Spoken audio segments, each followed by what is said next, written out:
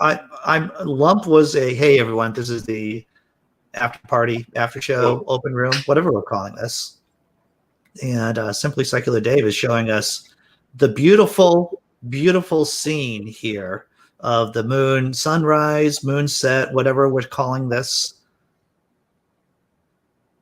Yes, this is the downtown Vancouver from the north side of Burrard Inlet. And to the right, the green belt there is the world famous Stanley Park. Yes. And we were just talking about the crows. Yeah, we have this, there's a park called Deer Lake Park in Burnaby, and it's absolutely inundated with crows that sleep there at night. When you talk about a murder of crows and you see a whole bunch of them, imagine seeing a whole bunch of them and then a whole bunch of them and then a whole bunch of them for about an hour and a half, all flying into this park and dominating. Like, they look like the leaves on the trees. That's all you can see is crows. And if you're walking through the park and you don't know about this and you wander into that area, it is one of the most disturbing things to see, all these crows, and they're all looking directly at you. Wow. Wow. Hey, Blazing, thanks for becoming a member. Glad that you are supporting me in part with your contributions. I appreciate it, sir. So Dave, has the city tried to discourage the crows from being? Oh, no, not at all. This is Canada. We don't do stuff like that. As long so people know not to park their cars nearby. If there was a moose living in that lake, they wouldn't move it. They'd just take pictures of it. We have 2 grizzly bears living in an enclosure at Grouse Mountain about 10 minutes from here. Mm-hmm. And whenever, every now and then, we get a whale, usually a humpback whale, with a young whale with them, and they get chased into the harbor. And what they'll do is send out one of the local DFO, Department of Fisheries and Oceans boats, and they'll put their lights on and they'll follow it around and make sure that nobody goes within 100 meters of it. That's great policy. Yeah, it's pretty cool. I mean, we live in a great city. I mean, nobody from the United States is allowed up here, but. Well, I have to tell you, my friend, at some point, when I decide to leave the country, when it's allowed, Canada's on the list of potential places for us to live. Actually, a friend of mine's kid, he just got accepted at the University of Toronto next year. Well, that's the wrong side of Canada, right? That's the wrong side. The only place you could, Toronto isn't the worst place. I mean, you could go to Hamilton, but or Regina. I mean, you get a few good freebie jokes out of Regina, but Steeltown, Hamilton is interesting. So Blazing is asking from the chat: are Danes welcome in Canada? Every day, all day. Just those pesky Americans. Yeah. We have a very diverse community here. It'll be interesting because I imagine once more people get vaccinated and once there are official rules in place, then maybe you guys will accept those of us who have the passport, right? The vaccination passport. Well, right now, when Canadians leave, if they go on vacation or have to go to a funeral or take care of a deceased parent overseas or whatever, when they come back, they are required to use a government certified hotel for a 3-day quarantine stay when they return. So, and that's given that most of the people who leave the country aren't vaccinated yet. We started at the 75 to 80 or 85 years and up, and then 75 to 85. We're into the 75-year-olds, and all of our, as far as I know, all of our medical staff have received their first vaccination. Yeah. And my friend who is in healthcare home care has already had one of theirs. But we are nowhere near inoculating the community. And we're probably, I'm going to guess a year away from any sort of semblance of herd immunity. So Sure. Yeah. I believe New Zealand has a similar system in which people coming into the country have a special hotel that they're supposed to go to for a number of days before going out into the general population. makes sense. We have a lot of New Zealanders, Kiwis as they like to be called, up here. There's a lot of people who get drunk and do the haka in the street. You just make it. You just sell in Canada. You should be working for the tourism board. No, we're all like this. Well, remember in this picture here, if you where you can see the lights reflecting on the window, if you go about if there was 3 lights there, like one more to the right, and go straight down and go 11 kilometers straight ahead, that's the hospital I was born in. So I haven't made it far from. I was born in Vancouver, raised in Vancouver, lived in Vancouver, and I'm still in Vancouver. Well, my thoughts. I mean, my theory about, or my thoughts about the Boston area and the Northeast in general. People know what I think about other parts of the country, and so I'm very happy to be living in the same state I was raised in. There are certain other areas in the country that I would feel happy about moving to, but that costs money and time, and I would rather just travel when I have a chance to visit other areas. But maybe I'm very happy with being in this particular area of the country. Yeah, I met a lovely young woman back in the day when I was too young to embark out in life on my own. But I would have moved to Montreal to be closer to her. She was a lovely person, and Montreal is a lovely city. But Vancouver is full of plenty of wonderful people. Let me ask you though, because every now and then when you're talking about Boston, you slide into the Boston accent a little harder. Yeah, I do. And when you're talking to someone from a specific area in Boston, do you gravitate towards their accent as well? Are you that familiar with? Well, I think that's natural to happen. I know that, like many of us, when we're drinking, we have a tendency of reverting back to our native accents more than, and I know I do that. It's very, so if you're a native, you can pick out very specific accents or variations of the accent within, maybe 20-mile radius, let's say. So, so I can pick out probably what we would consider to be a Quincy accent or a Weymouth accent as against to someone from Brockton, where the city that I grew up in, which is the right way to speak. It's violent, sure. It's violent and angry and everything.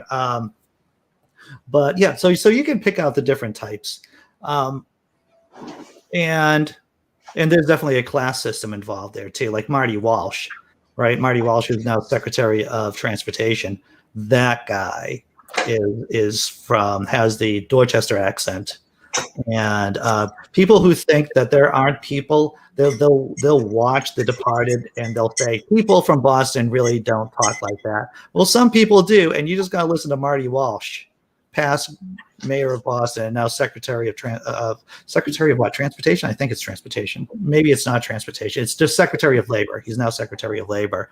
My God, he's like right from Central Casting.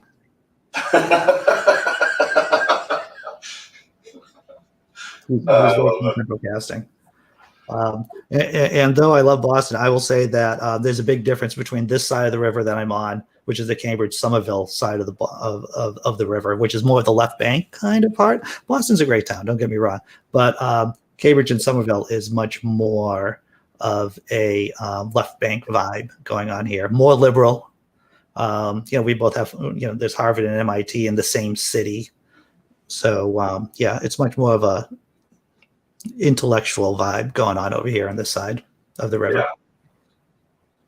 Well, Boston, it's a great place, don't get me wrong, but they're two different cultures, basically similar but different. So I've been to a smattering, I would call it, of different American cities, and of all the cities that I liked the most, it was probably San Francisco, because it's the most like Vancouver, and I think that's why it's more familiar to me. But I did like a lot of other places. I mean, I went to Chicago, and I've been to Philadelphia, and New York is, I mean, it's something to behold. Yeah. And I wasn't there long enough to take, I mean, I was there for a trade show, so we were working while we were there, but we got to see the towers before they were struck, and we got to see the gigantic Costco in Brooklyn. There's like the most enormous Costco you've ever seen. 2 floors, elevators, the whole deal. It's ridiculous. Sure. I got to see the Starbucks roasting facility in York, Pennsylvania. Nice. And I got to see a bunch of stuff out there and experience some great people. The people in New York are actually really great. Yeah. I would say far nicer than the people I experienced in LA. But, 2 very different cultures. 2 very different cultures there. Yeah, you know, Imaginary God mentions Whitey Bulger. A lot of people don't realize that Whitey Bulger, the gangster, who actually ran the Winter Hill gang, which is right up the street. Winter Hill in Somerville is right up the street from here.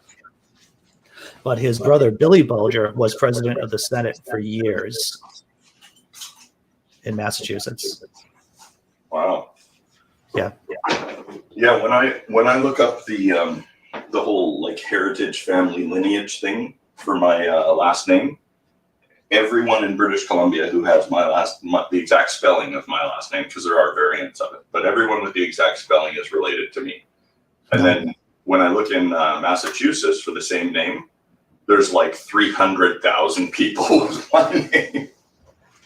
It's of Irish descent. Yep. Theo says half the people are awesome in New York City. The other people are crazy in New York. Yeah. I could see that. Yeah. Well, of half the crazy people, half of them are fun crazy. I would agree with that too. You know, I mean, New York is so, you know, this is obvious. People are so crammed together in New York City. I think you have to get along more with each other. In LA, it's so spread out. Yeah, maybe you don't have to be as tolerant. I don't know. Maybe, possibly. I've been to LA a number of times. I've been to New York City many more times. My heart belongs to New York City more than LA, more than anything else. Have you, like, I haven't made it down to Louisiana or Florida or anything like that personally. I hear stories. I've talked to some people online, but have you had experience with like New Orleans or anything? Or? Yeah. So I've been to New Orleans a couple of times, and this is years ago, mind you, but I've never felt so white.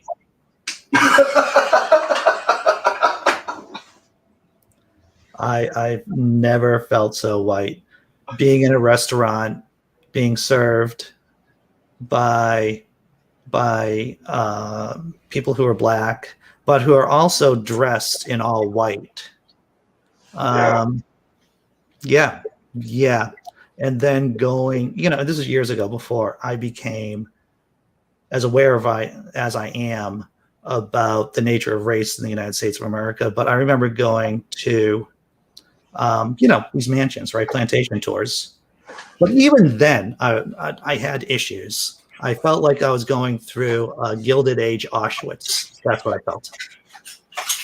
Yeah, I had a similar experience at a restaurant in, I think it was Michigan. And it was at the level where, as a Canadian who grew up in a very, very interracial community, it made me uncomfortable to even ask somebody, hey, could I get another glass of water? I was like, this feels wrong. I feel like I'm being complicit in something I don't really understand, but I know it's bad. Yes, exactly. Yeah. So New Orleans, it's a really fun place, but yeah, there's old Louisiana in there too. Well, Andy, I have to pull the pin. I've got to run off to work.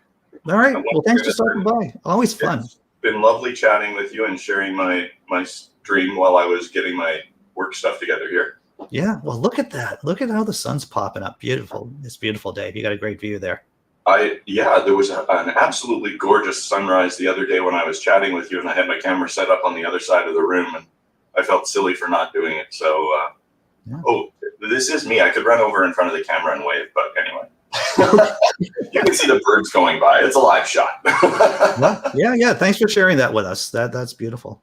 Yeah, thanks for sharing with me and the rest of the gang. I was hoping you'd have somebody else to blather on with, but if not, I shall see you tomorrow. Or if I'm not working, I'll see. Are you doing a Jenga thing today? Did you get a tripod? I haven't gotten a tripod yet. It's in the works.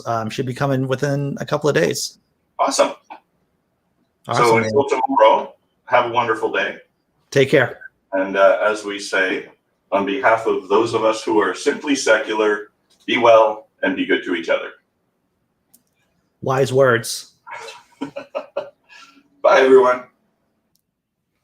So that was Simply Secular Dave. What a great view, right? What a great view in Vancouver. Theo says, been to DC, New York City, and Denver. I was in Denver for the first time 2 years ago with my girlfriend. And whenever we are both vaccinated, we're heading back to Colorado because, she lived there for a number of years, has a lot of friends there. And DC is worth going just to,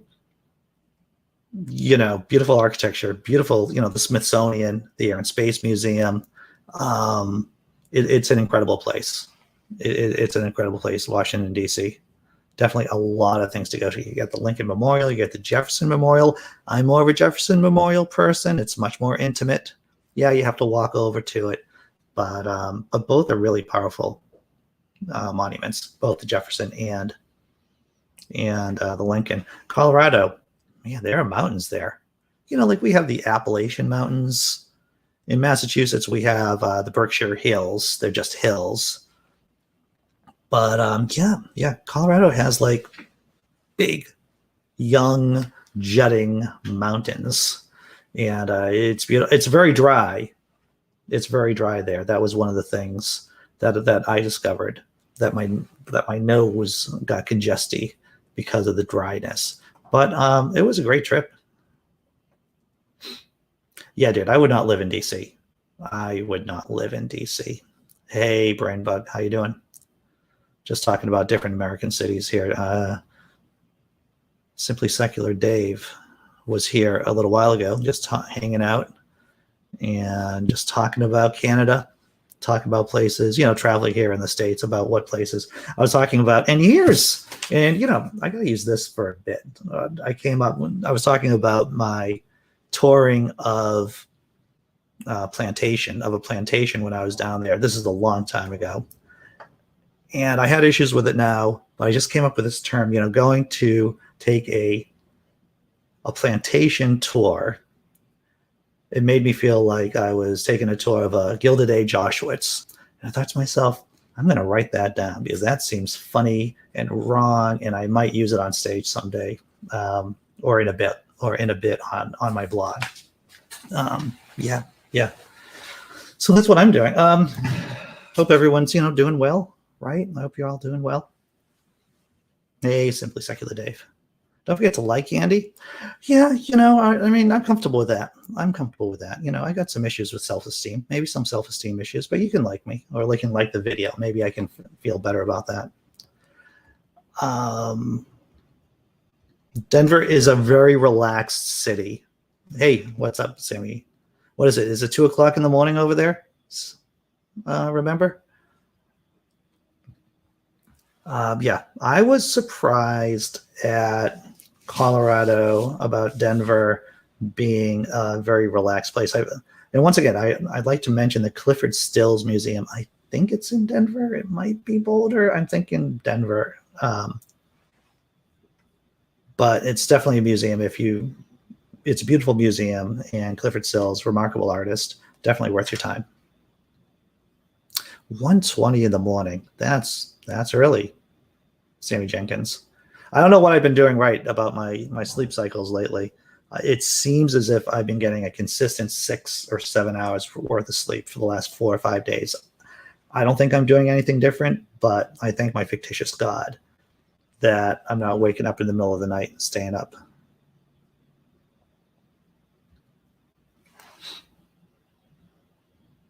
How about that? That's pretty cool, Theo.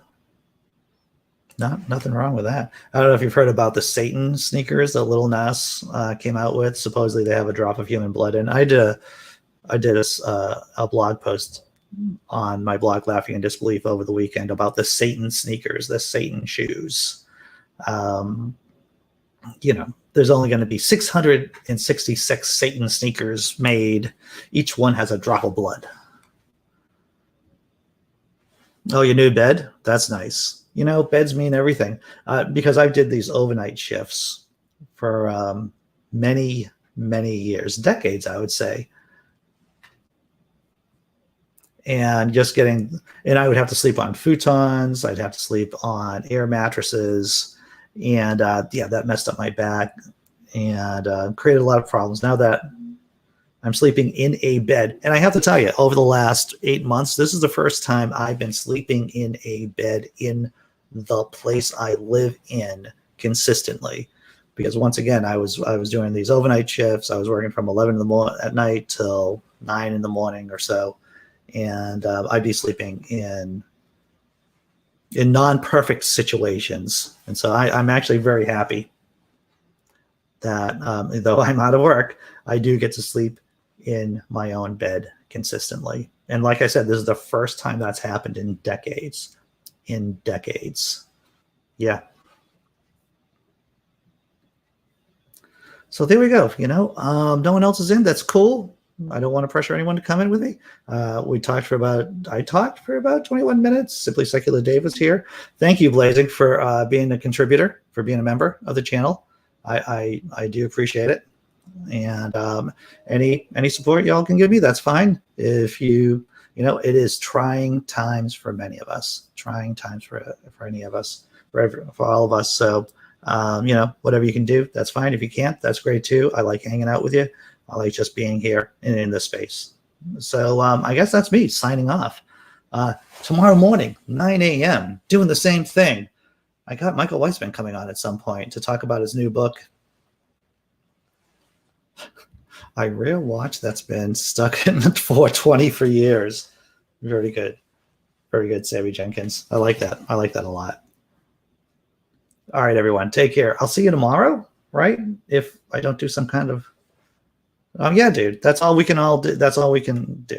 Whatever you can do, you can do. Whatever you can't, you can't. Yeah. And thanks again. So I'll see you tomorrow, if nothing else. Right, guys? Take care.